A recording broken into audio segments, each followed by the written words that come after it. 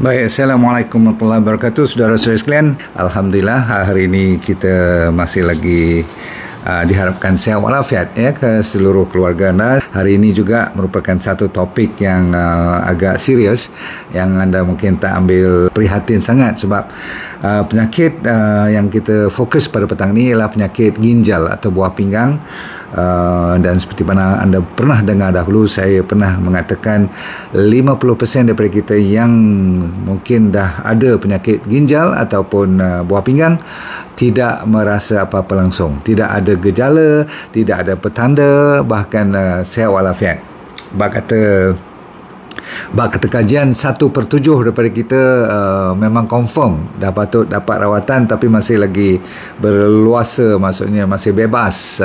Maklumlah, saya kata tadi buah pinggang ni kalau 50% daripada buah pinggang kita rosak pun kita masih nampak ataupun kadang-kadang tak nampak langsung apa-apa berita ataupun komplain. Cuma sesekali kalau kita pergi buat medical check up ataupun pergi buat pemeriksaan sebab penyakit lain, katakan contohlah kita suspek COVID ke ataupun penyakit, katakanlah pasal demam ke batuk ke kan, masalah lain lah, risau, pening kepala, semua sakit perut, cek rupanya tengok buah pinggang punya fungsi atau dia punya ni lah apa orang panggil percentage dia dah berkurangan sangat. Jadi elok tak kita discuss lebih-lebih lagi di bulan puasa ni. Seharusnya saya selalu kata bulan puasa adalah bulan penawar. Sepatutnya bulan yang lebih menyihatkan ataupun menyembuh banyak penyakit. Ya, maklum saja sebulan, tetapi terdapat juga salah faham yang cuba saya kupas pada petang ni. Saya cuba bagi anda idea supaya tidak menerukkan keadaan. Boleh? Baik, kalau boleh sila tekan love, like, share supaya seperti biasa kita nak ramai lagi yang mendapat manfaat kepada seluruh rakyat yang sudi join lah. Bismillahirrahmanirrahim. Assalamualaikum warahmatullahi wabarakatuh. Baik, mula sekali saya nak tanya you all, siapa pernah dengar perkataan hempedu? Di dalam bulan puasa ni ada 3 makanan yang you kena cuba. Nombor 1, 2, 3 ni elak seboleh mungkin. Jarang orang makan hempedu kan, betul tak? Tapi kalau you jenis yang sampai cari organ food di pasar kalau pergi tu, ataupun you pergi kedai yang semua ada, tahu tak, makanan nasi campur yang semua ada. Jadi tuan-tuan sekalian, ada 3 makanan ni you kena tolak ke tepi. Kalau ada hempedu, out. Ni saya cerita tentang apa? Tentang buah pinggang tau, okey? Didapati hempedu ataupun setengah orang panggil hempedu ular. Saya pun tak pernah tengok macam mana hempedu ular ni. Tapi pendek cerita, organ food lah, makanan dalaman. Yang lain tu seperti hati, seperti tu semua tu kalau you nak jamah juga tak apa, tapi hempedu ni tak boleh, sangat-sangat bile.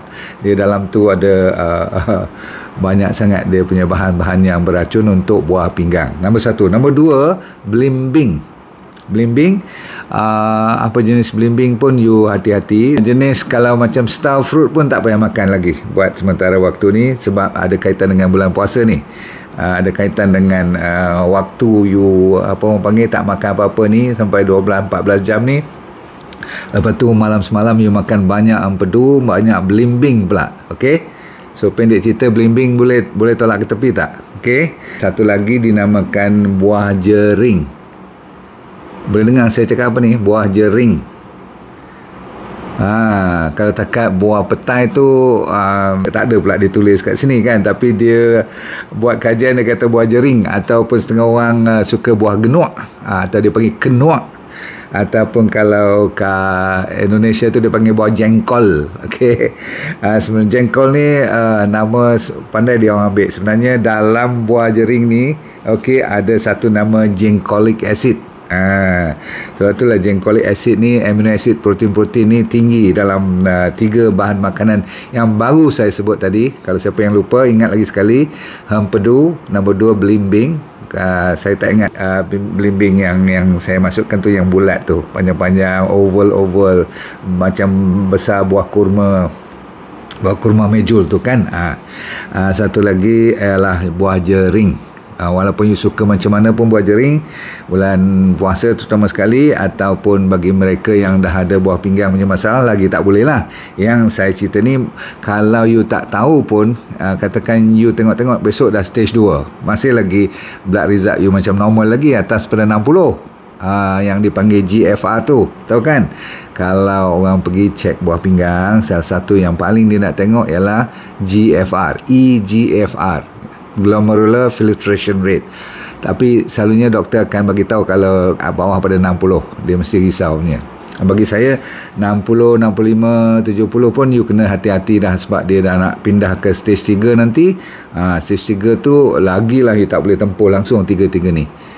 Kalau you nak macam mana jering pun, kalau boleh tak salah, ada banyak lagi ulam-ulam lain yang boleh you makan, betul? Orang yang ada gout lagi tak boleh lah benda ni kan. Lepas tu orang yang ada muscle cramp, suka simpul-simpul orat malam-malam cramp tu, tidur tak salah. Siapa yang dah ada stage 3, stage 4, saya kata apa, jangan tempuh langsung.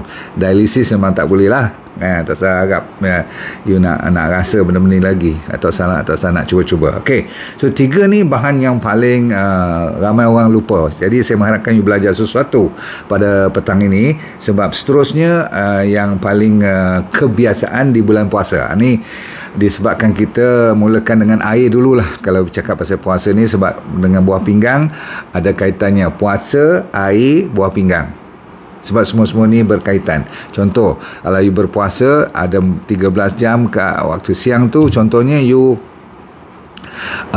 hampir-hampir bila petang kalau kencing pun dah tukar warna jadi kuning-kuning atau warna teh, tu berarti semalam you tak cukup minum betul. Sejak you buka puasa sampai you bersahur pun you masih degil juga, asyik kopi, teh saja. Bolehlah minum, bukan tu tak kira air langsung, tetapi air yang saya masukkan ialah air bersih, air bermineral, kalau boleh air yang bertenaga, tak apa. Contohnya air zam-zam lah. Tapi maksud saya jangan ambil air RO ataupun air kosong langsung yang tak ada mineral langsung. Sebab body kita satu hari dah tak kena langsung mineral. Okey, lepas tu ambil pula air yang slightly acidic kan, reverse osmosis, air kosong, air distilled water, air suling, semua tu tak sah. You cari air yang kalau tak ada langsung mineral, you masukkan garam. Saya memang galakkan garam, walau macam mana pun tentang garam untuk minum sahaja dahulu. Saya tak kata makan benda-benda masin. Sekejap ya. So you calit 1 atau 2 ataupun suku sudu garam dah cukup. Alright, untuk you minum setiap 500 ml. Baik, saya nak tanya you, semalam you minum jumlah daripada buka puasa sampai sahur berapa mil kalau air bersih, maksudnya air bermineral bersih? Wanita dahulu, okey, saya bagi formula, you punya berat badan tu kali dengan 30 kalau dapat. Berarti kalau you 50 kilogram, saya ulang, kalau you 50 kilogram, kalau kali 30 jadi berapa? 50 kali 3 1,500 mil, berarti 1.5 liters. Boleh ingat? Kalau lelaki, kalau dapat kali 40, berat badan kali 4. Jadi kalau saya 70 kilogram, saya kali dengan 4, saya dapat berapa? 2.8 liters of water. Dan 2.8 liter ni campur semua sekali. Tadi saya kata you kena minum air putih lah, air kosong. Tapi saya tahu dari sudut praktikal, bulan-bulan puasa ni mana sedap hidup kita kalau semua kosong je kan. Paling busuk naklah masa more tu kena kopi ke teh ke kan, betul tak? Ataupun kita nak air kurma, maksudnya air yang campur dengan buah, saya kata disimpan 2-3 jam kan, rendam dulu, atau semalaman yang dijadikan nabis. Pernah dengar nabis? Air nabis tu air yang semalaman, air kurma 3 biji, tutup, simpan semalaman, besok you boleh gunakan untuk minum sahur ke, macam tu lah. Baik, 1 untuk perempuan, 1 untuk lelaki. Formula saya dah bagi. Yang perempuan berapa? Kali 30, kalau lelaki kali 40 mil dengan berat badan anda. Boleh ingat? Campur semua minuman you, dapat 2,500 tu cun. Campur semua minuman untuk perempuan dapat 1,500 cun. Boleh tak boleh faham? Okay. Jangan terlalu risau kalau you tak dapat capai, sebab setengah orang tak minum banyak, dan saya tak galakkan you over drink pula, minum berlebihan kalau you tak bersukan berapa. Mana sangat ramai orang yang bersukan pada malam-malam tu tak, okey. Tapi kalau petang tu you gian juga, you nak lari betul-betul ngam sebelum buka puasa sebab you takut dahaga, okey, saya faham. Itu pun you tak akan over exercise. Cuma orang yang bekerja kuat saja yang dibenarkan minum lebih, faham atau berpeluh banyak. Okey. So itu adalah asas kepada cerita yang seterusnya, iaitu garam. Baik. Garam setiap 500 ml, you kalau boleh ingat diwajibkan ada sedikit garam sebelum minum atau dimasukkan dalam air. Setelah saya kata tadi, hampir 2 calik dah cukup. Garam pun garam bukit ataupun RX salt yang telah kita sediakan untuk anda, disebabkan tak ada garam langsung walaupun you ada masalah buah pinggang. Kecuali kalau dah saya kata stage 4, stage 5 dialisis semua tu, itu you bersembang dengan doktor dulu, sebab doktor you kena nasihatkan boleh ke tak boleh. Apapun, garam tidak boleh banyak kalau you dah ada masalah buah pinggang. Itu tepat sekali. Dan permulaan untuk saya galakkan you ambil garam yang secukupnya sahaja tadi. Sebab tu saya kata berhati-hati dengan benda ataupun makanan yang masin. Contoh yang paling saya suka sejak kecil dulu, namanya telur masin. Faham? Okey, telur tu not too bad, boleh ya. Tetapi bila telur masin tu memang heavy, you tahu kan, betapa setengah tu pula over pula masin sangat. Jadi you kena hati-hati sebab sodium ataupun dalam kadang-kadang dia datang dalam bentuk garam inilah, garam atas meja yang di restoran tu cuma sodium klorid kan, tidak ada 70-80 mineral lain kan. Kalau yang saya maksudkan tadi tu garam-garam yang ada 70-80 mineral, seperti Himalayan salt, seperti apa saya kata tadi, Celtic salt, ada garam-garam organik, itu okey. Kalau tidak, jaga baik-baik sebab ini adalah yang merosakkan buah pinggang. Topik kita petang ni ialah apa? Macam mana bulan puasa boleh merosakkan lagi. Kenapa saya kaitkan dengan puasa pula? Sebab bila kita tak ada air langsung sampai 13-14 jam, kita kena berhati-hati bila kita buka puasa, kita makan seterusnya sampai ke more tu, jangan galakkan terlalu cepat masuk garam. Satu. Nombor 2, banyak pula garam. Sebab apa? Salah satu sebabnya ialah garam ni dia boleh menghisap air dan menyimpan air. Dia punya karakter dia. Dan kalau jadi macam tu, nanti electrolyte you tak balance. Tak electrolyte tak. You punya vitamin, mineral, selalunya mineral lah. Mineral dan trace mineral ni tak balance. Jadi kita tak akan sihat. Satu. Nombor 2, buah pinggang kerja kena keras. Alright, sebab dia tak boleh keluarkan. Sebab apa? Garam tu menyimpan, dia nak buang, sodium klorid menyimpan. Lepas tu blood pressure akan naik. Bila blood pressure akan naik dengan garam yang berlebihan, maka ini adalah satu daripada 3 perosak buah pinggang yang paling orang takut. Saya ulang, 1, darah tinggi ataupun tekanan darah tinggi. Nombor 2, siapa tahu apa dia cepat? Yang paling popular yang you tengok kat kedai-kedai dialisis atau hospital ataupun ward-ward yang kena dialisis tu, kalau you buka file dia orang, apa dia? Tengok sejarah apa? Diabetes. Jadi diabetes adalah punca yang kedua musahatnya. Dan nombor 3, siapa tahu? 45% daripada rakyat kita menghadapi masalah ni, tapi kita buat dek je, iaitu namanya apa? Obesity. Berat badan yang dah berlebihan. Baiklah, kalau macam tu ada mereka yang rajin ambil kalsium tak kat sini? Sejak-sejak you belajar mana entah, orang kata kalsium bagus, you pergi beli kat farmasi sendiri kan. Farmasi boleh jual ubat-ubatan pun dia jual farmasi. Kata je kena sign tu, kena yang sign ni, tapi dia orang bagi juga kalau you nak apa-apa pun, betul tak? Yang penting kalsium ni jangan salah pakai.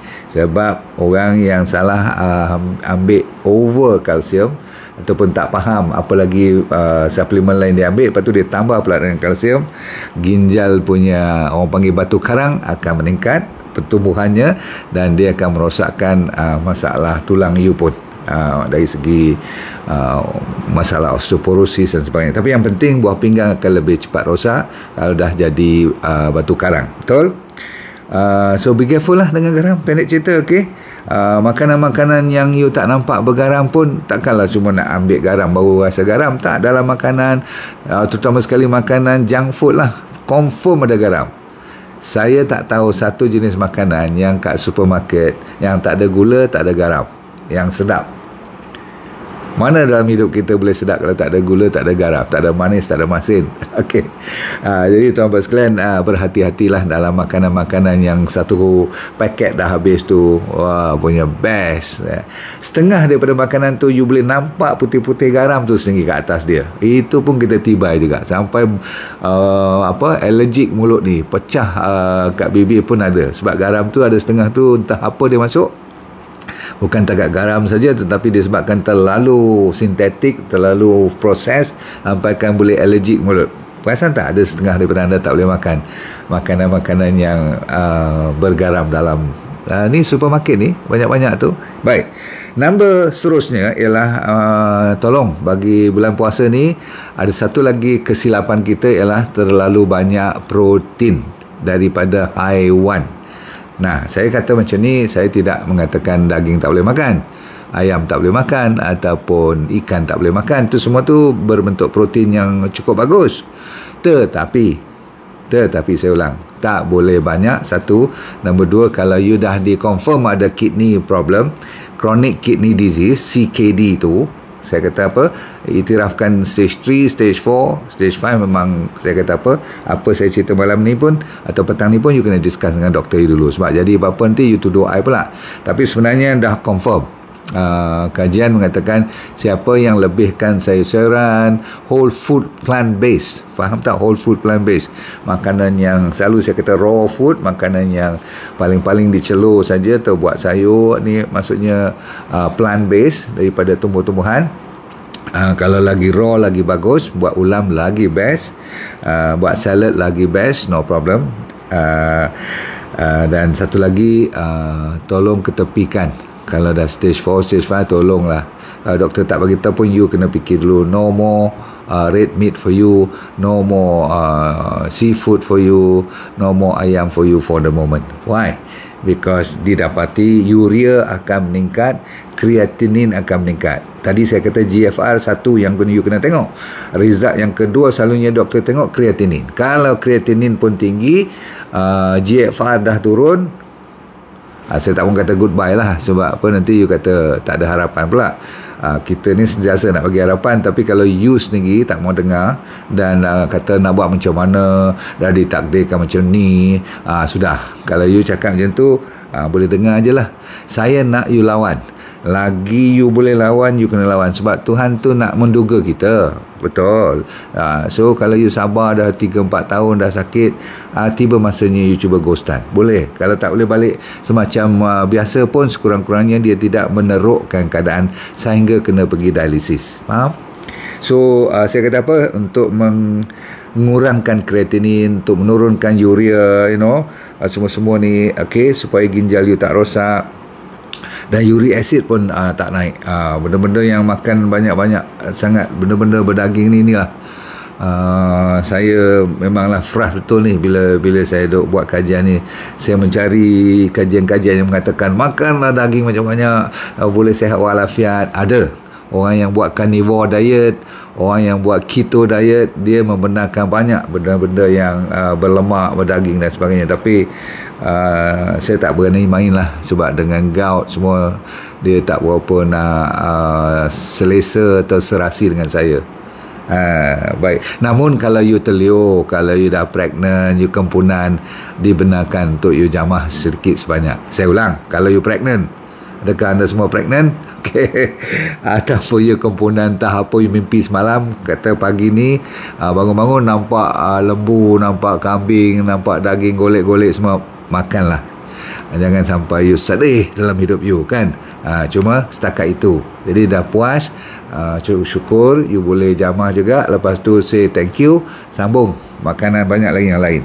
Seterusnya, disebabkan diabetes juga merupakan punca utama. Dengar elok-elok, okay. Ramai orang duk cari masalah-masalah ataupun bahan-bahan yang lebih dahsyat-dahsyat, barulah dia merasakan dia merosakkan kidney. Tapi sebenarnya tak. Biasa je makan nasi putih, makan banyak bertepung, bahan-bahan berkuih. Simple kan, yang hari-hari kita makan tu bukan benda yang nak kena cari jauh-jauh. Selalunya kalau ada 10 ni lah hidangan depan, resepi depan tu, saya guarantee you 8 daripadanya confirm ada, saya kata apa ni, garam dan gula, betul. Lebih-lebih lagi memang kita dah tahu pun makanan yang di dalam tu setengah tu akak yang buat tu tahu sangat berapa genggam atau berapa sudu gula dia masuk dalam tu. Tapi dia lah nanti yang menggalakkan kalau orang tak makan dia sedih. Pasal apa? Dia yang masak, nanti you tak appreciate pula, tak menilai tinggi mak yang masak ataupun akak yang masak ni. Tapi saya minta maaf lah kan, inilah punca utama sebenarnya. Bukan saja cerita diabetes, ni cerita rosak buah pinggang. So ramai orang tak relate, menggandingkan masalah gula dengan penyakit-penyakit seperti kerosakan buah pinggang. Antara punca nombor 1 kak dalam 3 ni, buah pinggang, blood pressure dengan obesity. 3 ni cukup. Kalau you dapat hindar daripada penyakit 3 ni, buah pinggang you pun safe. Kalau dah buah pinggang safe, besok saya cerita tentang liver pula. Tapi hari ni buah pinggang tak akan tahan kalau lebih daripada 8 minggu. Hari-hari makan burger, hari-hari makan salami, cold meat especially. Dah lah saya kata daging. Tapi kalau daging yang disimpan atau daging yang dah diperam, daging yang dipanggil cold meat, daging sejuk yang freezer semua tu, dan bila you buka, you cuma panaskan, you makan, dalam tu dah ada dia punya, saya tak nak sebut brand, laku bukan main. Tapi tu rezeki, saya tak nak ganggu orang punya rezeki. Tapi sebagai doktor, saya nak bagi tahu boleh makan. Tapi kalau hari-hari you makan lebih daripada 8 minggu, dia tulis kat sini kajian 8 minggu ke atas, you tak dengar cakap juga, you hari-hari you tibai daging. Tak kira jenis apa, tu tambah sekali daging yang saya kata apa, yang panggil cold meat tu, yang seperti salami, ada apa yang masuk dalam spaghetti kan, bulat-bulat tu apa orang panggil, sausage semua kan, nugget semua tu. Saya selalu kata urea you, creatinine you pasti naik. Dan bila creatinine dah mengamuk, GFR you, filtration punya fungsi menurun, goodbye. Dia cuma boleh meneruk. Dan janganlah sampai buah pinggang tu mula-mula dia akan kembang, dia akan jadi besar, dia akan bengkak. Kalau di x-ray atau buat scan, nampak macam buah pinggang you ni macam besar lah. Masa ni you dah kena reverse cepat-cepat, you kena go stand cepat-cepat. Sebab kalau dia kecut, masa itulah dipanggil fibrosis lah, apa, buah pinggang dah tak mau membesar dah, tak boleh berfungsi, dia tutup langsung, dah bersabut. Baik, gula saya tak boleh cerita, semua anda dah expert tentang gula. Tapi tentang nak mempertahankan diri, dia punya seni nak tahankan diri supaya tak suka manis, saya tak tahu macam mana, you belajar daripada mana. Carilah guru masing-masing. Sebab apa? Lidah kita ni dah bertahun-tahun suka gula. Kalau tak kena gula, you akan frust. Maka nak reverse tu macam mana? Ada cara. Salah satu daripada perkataannya ialah takutkan kepada penyakit. Sebab apa? Tak balik modal. Dan berapa lama you perlukan, bak kata saintis dalam 21 hari. Tapi kita orang-orang Melayu ni suka berkata 40 hari lah semua. Tak apa, kepercayaan apa pun, asalkan you lebih pada 3 minggu. Saya pernah buat challenge untuk 10 hari je. Kalau you boleh bertahan tak makan benda manis 10 hari, you punya lidah boleh tukar dia punya software dia, dia punya programming dia, kata tak kena gula pun tak apa. Betul? Dulu kan kalau saya nak minum kopi ke teh mesti ada gula. Bahkan zaman moden dulu tak belajar semua ni, dengan susu sekali. Susu tu gula lah. Mana ada susu yang tak ada gula, beritahu kat saya.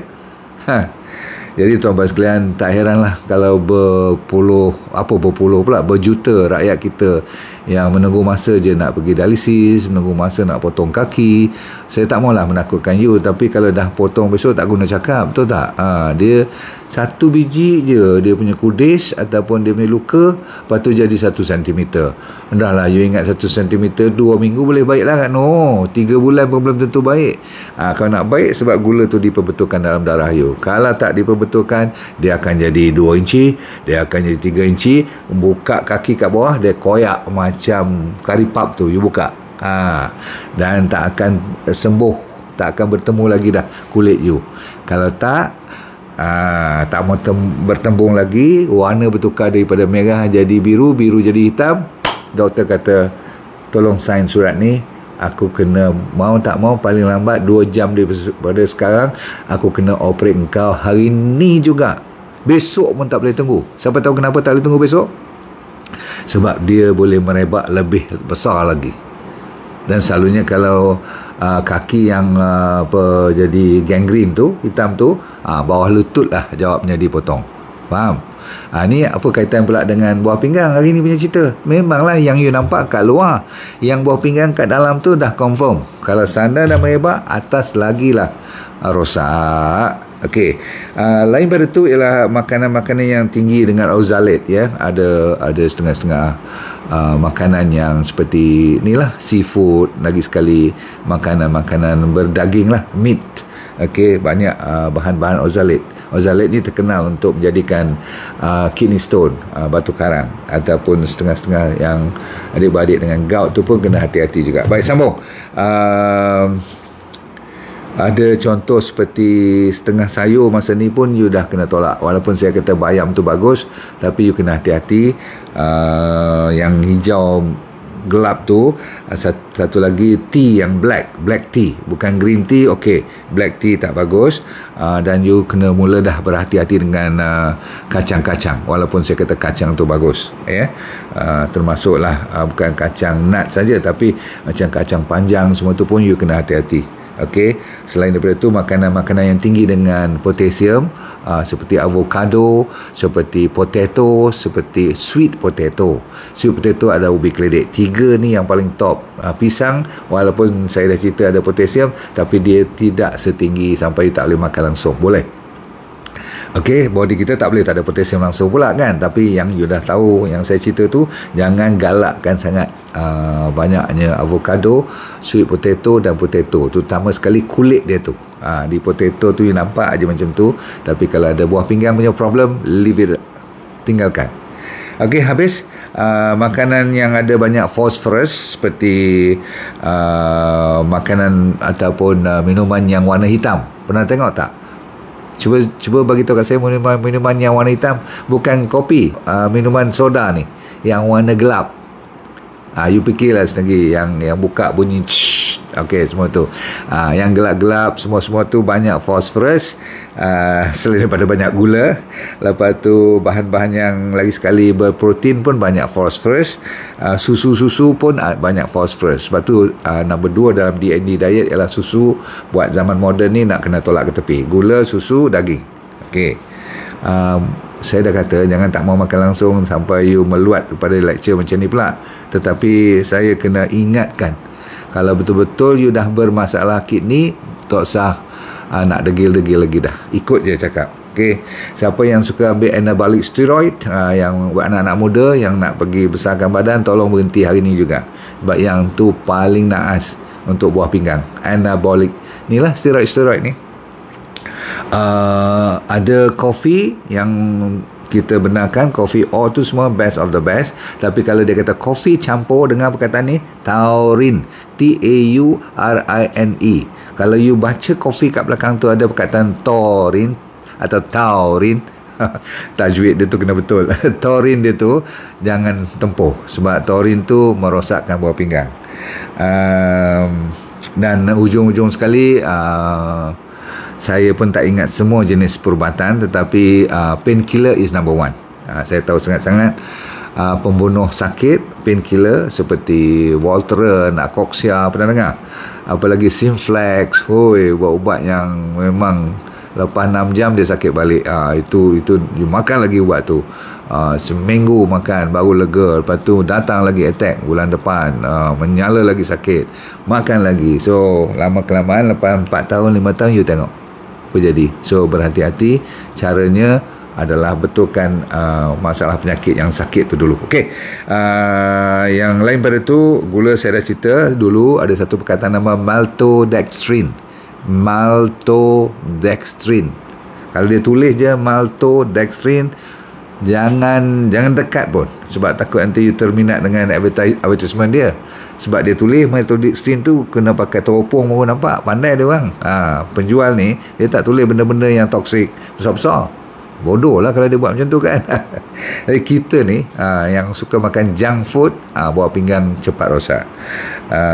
Orang yang suka ambil soy protein isolate, ni lagi sekali dalam tin ni dia tulis protein tapi daripada soy. Kita ingat bukan daripada binatang, tapi soy protein isolate ni adalah juga perosak buah pinggang, sebab dia proses menggunakan satu bahan nama hexane. Hexane ni adalah perosak buah pinggang. Dah minyak-minyak sayur semua you tahu kan, trans fat. Dah kalau sampai dah gatal kulit, dah letih-letih, dah kaki dah mula bengkak-bengkak, itu dah ada petanda. You dah mesti dah jumpa doktor kan. Saya cerita petang ni bagi kita-kita ni yang tak ada petanda apa-apa, happy go laki, sekali zap buah pinggang dah stage 3. Tak mau Okey, baik. Cukup dulu pada petang ni, saudara-saudara sekalian. Berhati-hati apa yang saya kata tadi. Okey, ingat kau puasa saya dah cerita macam mana. Jangan tak makan pula. Tetapi bersederhana lah, insyaAllah. Alright, semoga hidup anda bahagia dan akhirat anda syurga. Okey, jangan lupa saya kata apa, senyum sokmo, dan jangan lupa untuk let go and feel good all the time. Bye.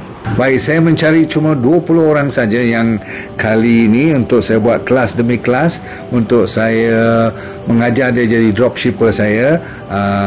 Saya punya trainer, saya dah ajar di mereka untuk train you all tanpa modal langsung, yang perlu cuma handphone dan jari yang masih boleh bergerak. Kalau itu ada, you dah boleh berniaga tanpa modal, tanpa risiko apa-apa. Sama ada you bekerja boleh buat part time ataupun full time suri rumah tangga, no problem. Dengan syarat you kena rajin sedikitlah belajar dan ikut apa yang kita tunjukkan, sebab semuanya dibuat secara percuma. So kalau nak dari antara 5 hingga 10 ribu tu, orang kata apa, senang-senang aja kalau you buat betul-betul. Okey, nak lebih pun boleh, tak ada masalah. Nanti kita pelan-pelan akan ajar you, dan yang penting you sign up dulu secepat mungkin. Cuma 20 yang pertama saja, okey?